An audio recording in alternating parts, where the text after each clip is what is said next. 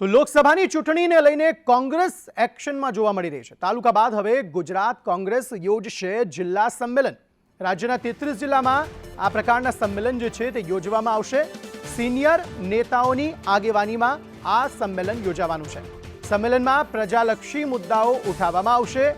સંમેલન દ્વારા કોંગ્રેસ મતદારોને રીઝવવાના પ્રયાસો કરશે। પ્રતીક જાદવ વધુ માહિતી આપી રહ્યા છે। પ્રતીક, જણાવશો શું વધુ વિગતો?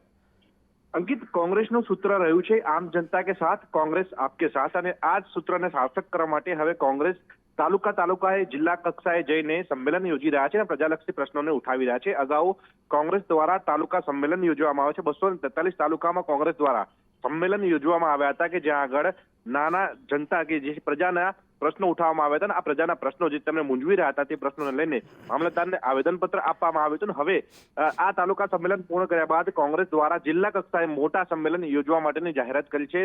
15મી ફેબ્રુઆરી બાદ આ પ્રકારના જિલ્લા સંમેલન રાજ્યના 33 જિલ્લામાં યોજવામાં આવશે। કોંગ્રેસના સિનિયર નેતાઓની હાજરીમાં આ પ્રકારના સંમેલન યોજવામાં આવશે, જેની અંદર મોટી સંખ્યામાં ગ્રામજનો તેમજ શહેરીજનોને ભેગા કરીને તેમના જે પ્રાણ પ્રશ્નો છે તે પ્રશ્નો ઉઠાવવામાં આવશે અને આ પ્રશ્નોનું નિરાકરણ આવે તેના માટે કોંગ્રેસ દ્વારા આંદોલન કરવામાં આવશે, જેથી કરીને આગામી લોકસભાની ચૂંટણીમાં કોંગ્રેસ દ્વારા પ્રજાનો જનમત મેળવી શકાય। આભાર સમગ્ર માહિતી આપવા માટે।